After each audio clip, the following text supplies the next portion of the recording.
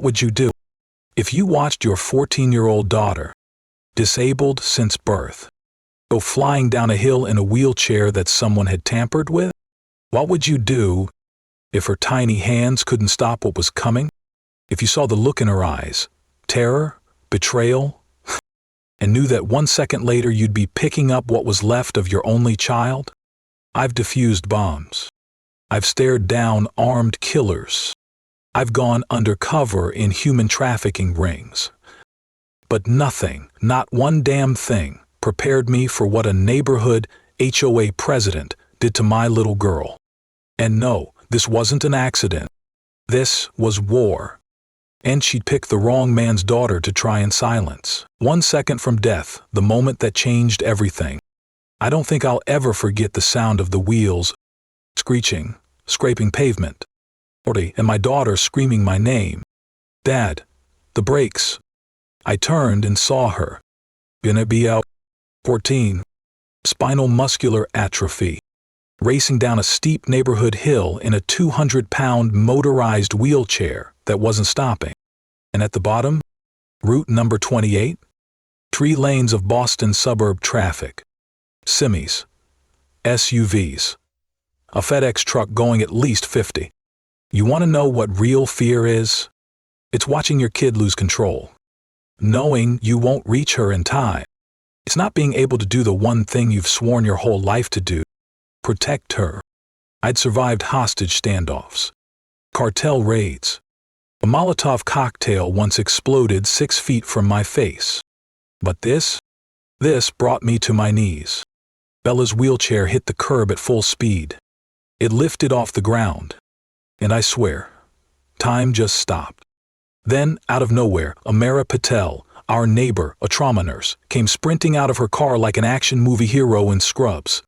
She dove, twisted, caught the side of the chair, used her own body to redirect the momentum. They both crashed onto someone's lawn. Hard. Bella was thrown. Amara took the brunt. Grass, blood, silence. I dropped to my knees beside them, already dialing 911 with one hand while checking Bella with the other. Her voice was trembling. Dad, I tried to stop it. I couldn't. And then I saw it. The brake cable, clean cut, disguised with electrical tape. It wasn't an accident. It was sabotage. Somebody tried to kill my daughter. And here's the kicker. And I knew who it was. Before I tell you how I got the proof, how we brought her down in front of the entire community, and how this one act of cruelty unraveled an empire of abuse, let me take you back to the day we moved in, to the smile that hit a knife, to the HOA president who decided my daughter didn't belong. But before we get into all that, if you're still here, and your heart's pounding even half as hard as mine was that day, smash that like button. Comment below if you've ever seen abuse of power in your own neighborhood. And hey, if you believe justice still matters in this crazy world, hit that subscribe button.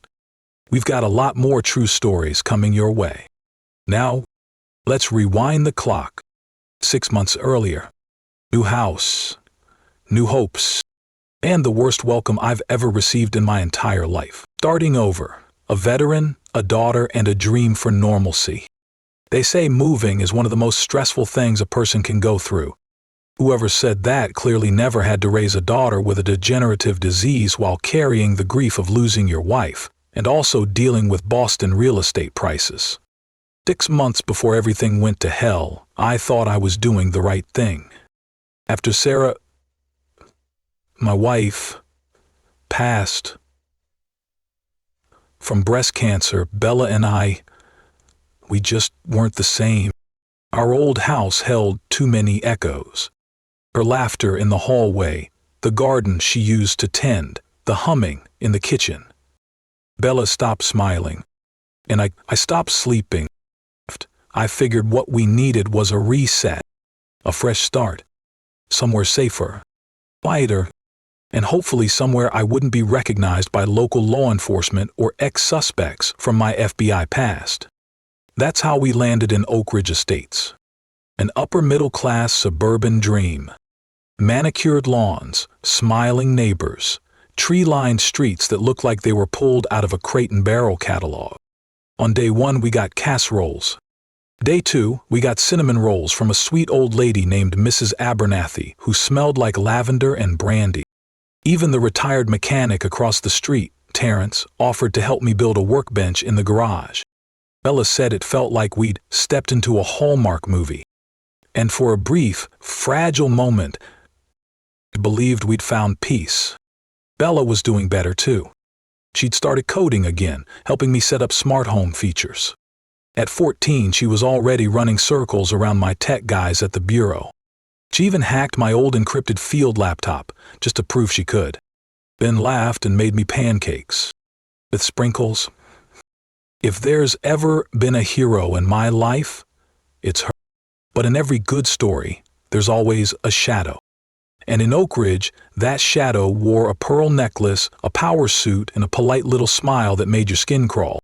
Her name was Patricia, president of the HOA, queen of the clipboard, and the kind of woman who would rather lose an eye than let you paint your shutters off-white.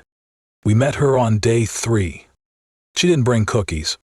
She brought a 20-page rule book and a voice smoother than poisoned honey. "You'll need to remove that ramp," she said, smiling without her eyes. "Street-facing modifications violate community harmony." Community. Harmony. As if my daughter's right to enter her own home was a threat to suburban feng shui. I kept it civil. I smiled. I nodded. I even said, "Of course, we'll go through the proper procedures." But inside, I'd already memorized every clause in the Americans with Disabilities Act, and every inch of that ramp was going to be built. Child, whoa. And as you're about to see, that decision was what lit the match. Because Patricia Lancaster didn't just hate ramps. She hated what they represented. Change, difference, weakness. Or so she thought. Coming up next, let me show you what happens when neighborhood aesthetics collide with federal law, and how my polite little request turned into a declaration of war, the mask behind the HOA smile. Now, I've met a lot of manipulators in my life. Russian double agents. Cartel accountants. A guy once faked his own death, moved 2 states over, and became a church treasurer named Gary. But none of them, none, could hold a candle to Patricia Lancaster. On the outside, Patricia was picture-perfect HOA material. Silver hair always coiffed like she just stepped out of a Dove commercial. Pearl necklace so white it probably had a no-stain warranty. And a voice so calm and sweet you'd swear she sold lavender essential oils on Etsy. But behind all that, she was a shark in a silk blouse. The kind that didn't need to raise her voice, because her clipboard did all the threatening. She'd glide from house to house with that little smirk, inspecting gutters, flag height, lawn shade, mailbox paint. Once fined a guy $250 0 cents because his tulips were unapproved colors. No joke. When she showed up at our front door, her first words were, "We maintain very high visual standards here at Oak Ridge. Not welcome. Not, we're so glad you're here. Visual standards." She said it while staring at the temporary aluminum ramp we'd set up for Bella. Didn't ask about Bella. Didn't say hello to her. His eye darted back and forth to the ramp like it was a crime scene. I kept my cool. FBI training, remember? Ramonese, but even Bella, who's way more patient than I am, leaned over and whispered, "She's got evil grandma energy." I nearly laughed. Nearly. But something in Patricia's eyes stopped me. I've seen that look before. Out in criminals. Worse, in people who think they're right no matter what. People who don't break rules, they bend them around their own bigotry. Later that night I looked her up. There wasn't much online. A few articles about HOA excellence, whatever that means. Photos from charity galas. One quote that stood out, though. "Communities thrive when order is enforced." Yeah, I wanted to believe maybe she just had a stick up her designer skirt. Maybe she wasn't evil, aggressively bland. So I went ahead and filed the formal paperwork for the ramp. Drawings, materials, landscaping plan. The whole thing was nicer than most front porches in the neighborhood. I even added a garden box to match the HOA's love for shrubbery. Bela picked purple pansies because, in her words, if they're gonna be mad, let's give them something pretty to be mad about. That's my girl. 3 days later, I got the response. Then at why violates aesthetic standards. I read that line 3 times. Then I read it to Bella. She didn't cry. She didn't get mad. She just said, "Dad, I guess some people would rather protect their bushes than protect people." That's when I knew. This wasn't going to be a misunderstanding. This was going to be a battle. And Patricia? She just made it personal. In the next part, I'll tell you exactly what happened when I walked into that HOA boardroom, rulebook in hand, and found out just how deep Patricia's grip on this community really was. Because this wasn't just about a ramp anymore. This was about control, lines drawn in cement, when justice meets HOA power.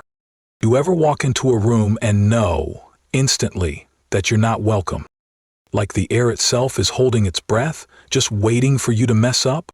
That was the Oak Ridge HOA boardroom. Magnificent, lights buzzing. Mahogany table that probably cost more than my last car. 5 board members sitting in a row like suburban Sith lords. And at the center? Patricia Lancaster. She looked like she was born in that seat.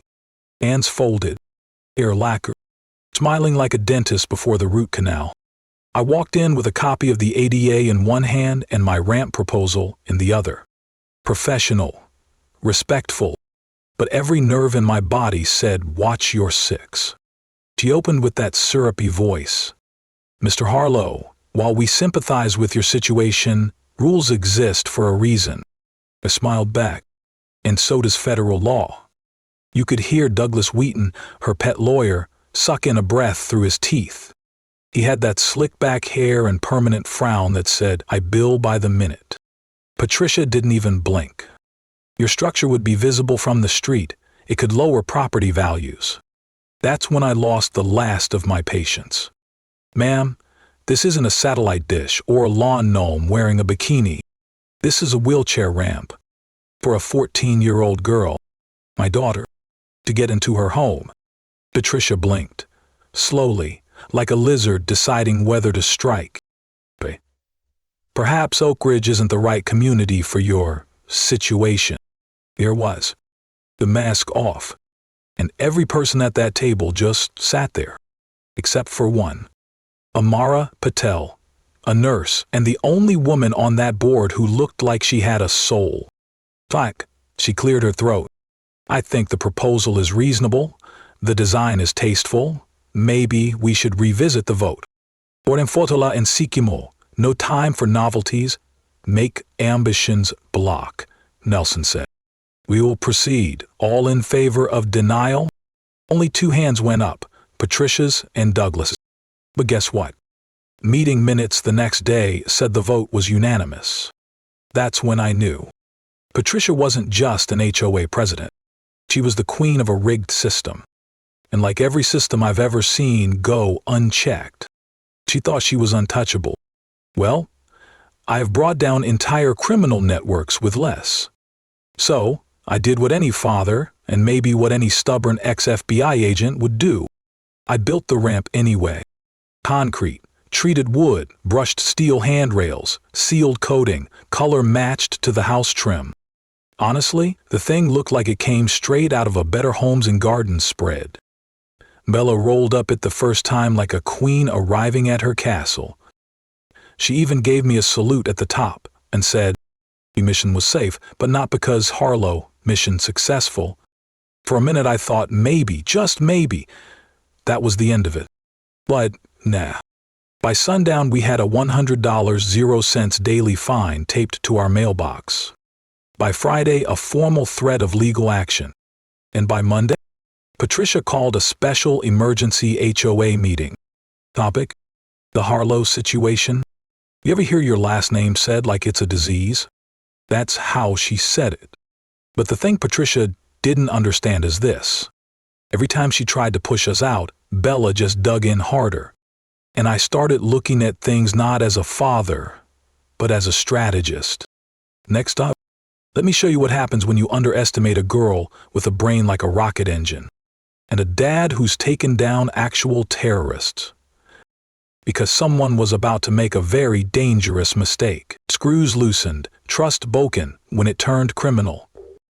It started with a phone call. "Hey, Bella." Her voice shaky but calm. Too calm. "Dad, something's wrong with the ramp. It's wobbling." Now, let me tell you something about my daughter. She doesn't do drama. You won't catch her screaming over a scratch or panicking over a Wi-Fi outage. She once finished a math quiz during a fire drill. So if she's calling me midday to say her ramp feels off, something's really wrong. I was out of my chair and halfway to the car before she even hung up. 15 minutes later, I'm crouched under the ramp with a flashlight and my blood runs cold. The support bolts had been loosened. Not weathered, not rusted. Loosened, deliberately. And not just enough to be annoying. Enough to cause a structural shift, just subtle enough to fail when weights applied at the right angle. Bella had hit that spot wrong. She could have flipped. Or worse, been thrown backward down the stairs. I've seen a lot of dirty moves in my life. But this was intent to injure. You mess with a man's kid?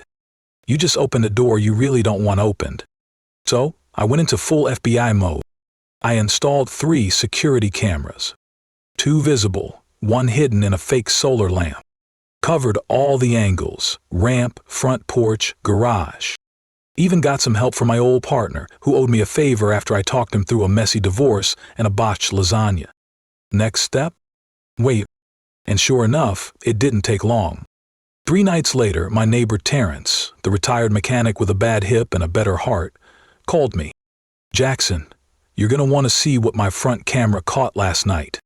We sat in his garage, hunched over a grainy black and white screen. Motion activated, timestamp. 2:13, a figure in dark clothing. Moves to our ramp. Bends down, tools in hand. They work fast, like they've done this before. But it's not just what they're doing, it's how they move. The posture, the shoulder tilt, the careful glance over the shoulder. And then, boom. They turn toward Terrence's porch light, just long enough for the camera to catch part of a face. It's fuzzy, but it's her. Patricia Lancaster. You ever have that moment where all the puzzle pieces slam together so hard you actually feel dizzy? That was me. And now, I had a choice. Blow up. Storm her front porch. Or, stay cool. Build the case. Trap her in her own arrogance.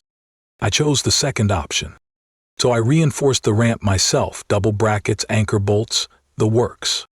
Then I upgraded the camera system. Even swapped Bella's wheelchair out for one with tamper detection sensors. I didn't tell Bella what I found. She'd been through enough. But I will say this. When she saw me working past midnight in the garage with blueprints and wiring tools, she just looked at me and said, "We're not just building a ramp anymore, are we?" "Reason," I smiled.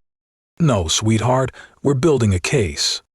And just when I thought I'd seen the worst of Patricia's cruelty, she went after the one thing no one should ever touch. Bella's wheelchair. What she did next. It wasn't negligence. It wasn't sabotage. It was attempted murder. Let me show you exactly how it happened, and why I'll never forget the sound of brakes snapping as my daughter rolled toward traffic. The brakes were cut, Bella's near death and a father's breaking point. Tuesday started like any other. Coffee, oatmeal, Bella teasing me about my gray hair. Business as usual. She left for school on the accessible bus, like always. I kissed the top of her head and reminded her to eat lunch. She rolled her eyes. Of course. Normal dad stuff. I headed into the garage to organize my old FBI case files. until I got a motion alert on my phone. Someone was in the garage. Now, our garage isn't exactly Times Square. Nobody goes in there unless they live in the house or have a key, or think they own the whole damn neighborhood. I opened the live feed and there she was, Patricia Lancaster, wearing dark slacks, designer sneakers, and that same smug concentration you'd expect from someone arranging a cheese board. She wasn't snooping.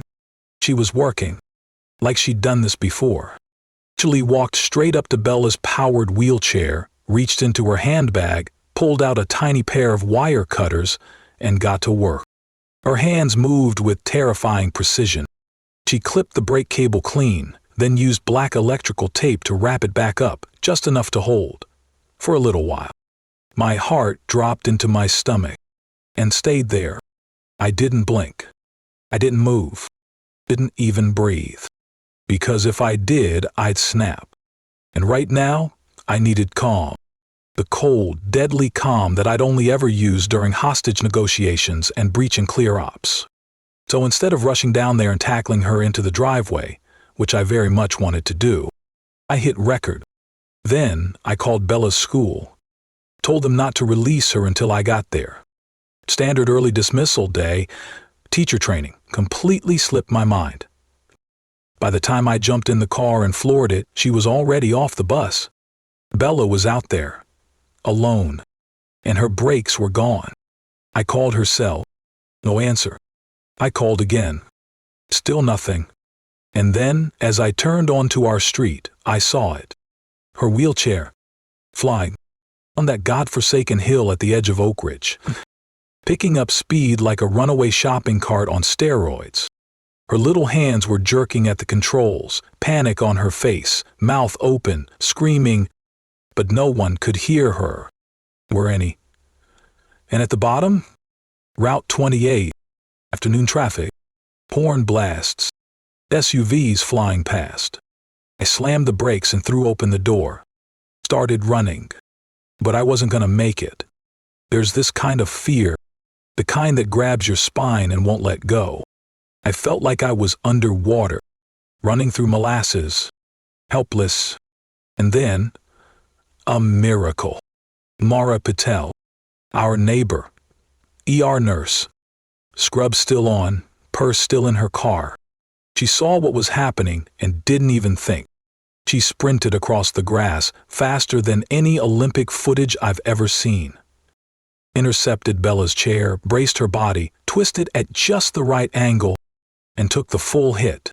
They both went down hard. Grass, screaming, silence. I reached them seconds later. Bella was crying, holding her wrist. Amara had blood on her forehead and a ripped pant leg, but she was already assessing the scene like a pro. Brakes didn't work, Bella sobbed, shaking. I tried to stop it, it just kept going. And there it was. The cable had snapped completely. The tape had given out. And my daughter, my whole world, was seconds from becoming another headline. Amara looked at me, eyes steady, voice low. "You need to call the police. This wasn't an accident." I nodded, but I didn't just call the police. I called everyone I knew.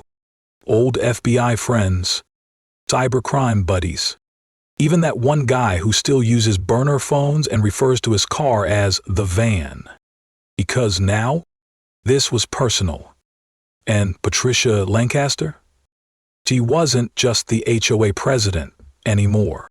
She was a criminal, and I was going to take her down the right way.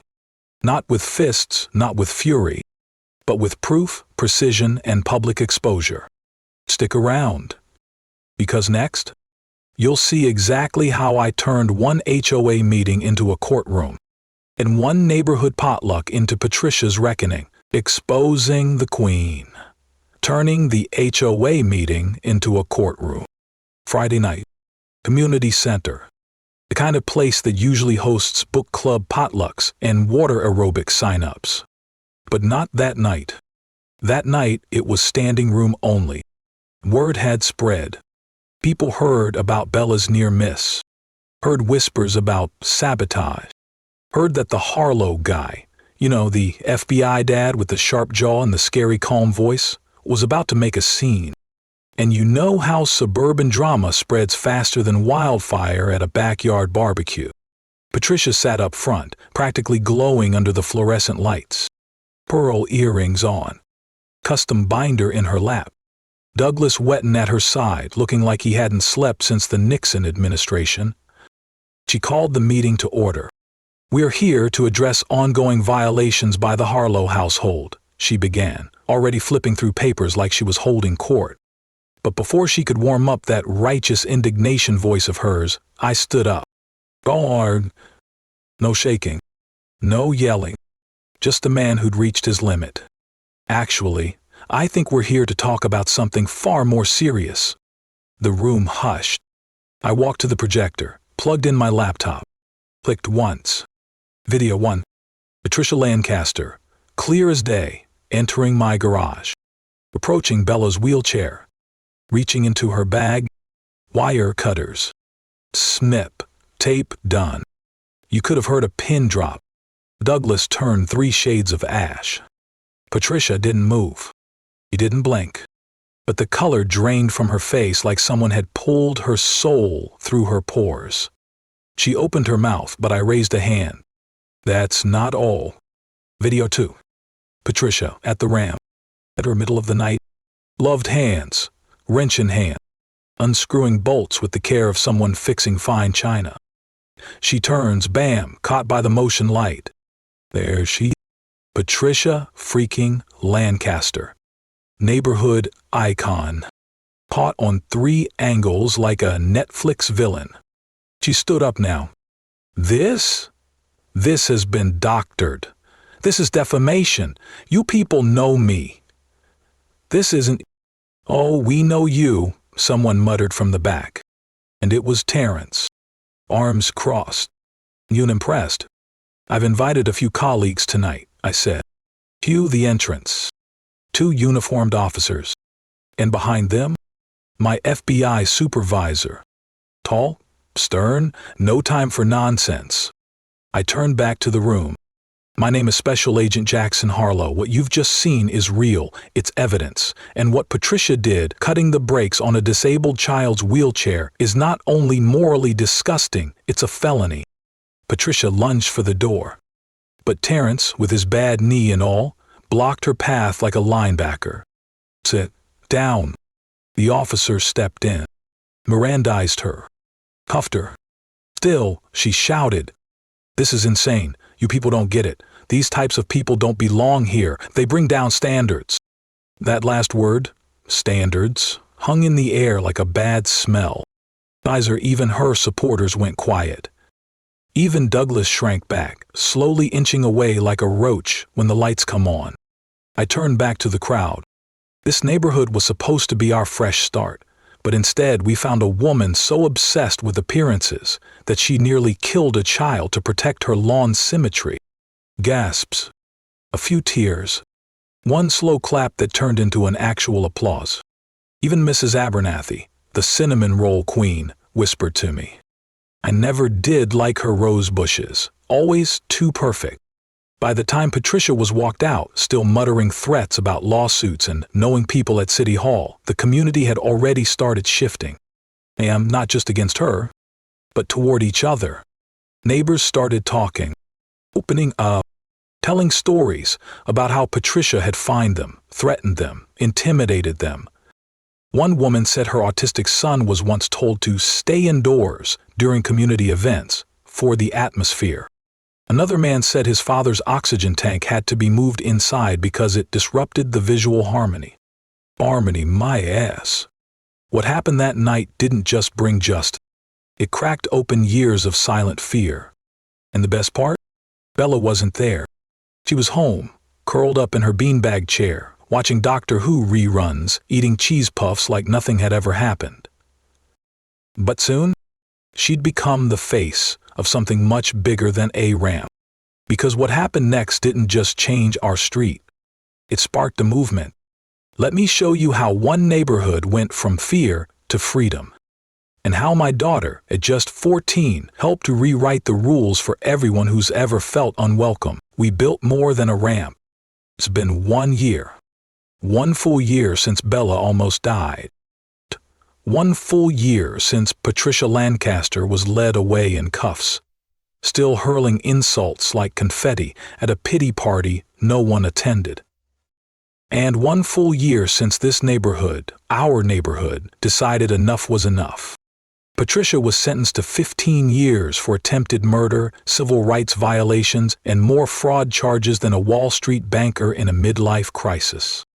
Lake Wayton cut a plea deal and is now doing community service, cleaning sidewalks he once deemed non-compliant. But this story? It was never about revenge. It was always about belonging. Bella didn't just survive. She rose. The girl who once coded apps quietly from her room now gives keynote talks at disability rights conferences. She launched a nonprofit for adaptive tech, built an app that helps wheelchair users report unsafe infrastructure in real time. And yeah, she got early admission to. She still rolls up our new ramp every morning with a pop song playing from her phone and a sarcastic, "Agent Harlow, coffee delivery?" Every time I hear those wheels hit the top. So it's not just aluminum and bolts and cement. It's proof that we built something bigger. And Oak Ridge? It's not the same either. Amara Patel was unanimously elected as the new HOA president. First order of business? Disband the Architectural Review Committee and replace it with an inclusion task force. Second order? Pizza at meetings. Amara knows how to build real community. Terrence Washington? He's now the neighborhood's unofficial accessibility inspector. He checks on elderly residents, adjusts ramps, and, my personal favorite, gave Patricia's old parking spot a fresh blue handicap symbol, painted by Bella herself. And me? I still work for the FBI, but I also started an internal training program called Access First, helping agents recognize and dismantle discriminatory structures in housing, schools, and yes, even HOA board. Funny, right? For all my years taking down terrorist cells and international crime rings, they were the grenade launcher. I was a wheelchair ramp that taught me what real courage looks like. Sometimes heroes don't wear badges. Sometimes they wear scrunchies, blast Taylor Swift, and can recite ADA regulations better than half the country. Yeah, sometimes they're just your kid. We still get thank you letters from families across the country, from veterans with amputations, from single moms with autistic sons, from people who for the first time feel like maybe, just maybe, they belong in their own neighborhood. Last fall, Oak Ridge hosted its first ever Community Inclusion Day. We had food trucks, music, lawn games, and a main stage built with 2 ramps on either side. Bella gave the opening speech. She looked out over a sea of people, neighbors, teachers, strangers who had become allies, and said, "The most important structures we build aren't made of wood or concrete. They're built from kindness and courage, and from the belief that no one should ever feel like they're in the way just for existing." Yeah, I cried. Sue me. So, if you're watching this, and you've ever felt like the rules weren't made for people like you, if you've ever been told you're too different, too inconvenient, not the right fit for your community, just remember this. Good. We built more than a ramp. We built a message. We built a movement. We built a place where my daughter and everyone else can roll forward, not apologize, and be seen. And if you ever faced your own Patricia Lancaster, don't back down. Don't play nice. Don't wait for permission to stand up. Build your damn ramp. And if you need backup, you know where to find me. If this story moved you, don't forget to like this video. Drop a comment if you've ever witnessed discrimination in your own neighborhood. We want to hear your story. And hit subscribe to join our growing family of people who believe in justice with a sense of humor. We've got more true stories coming, and trust me, you won't want to miss the next HOA.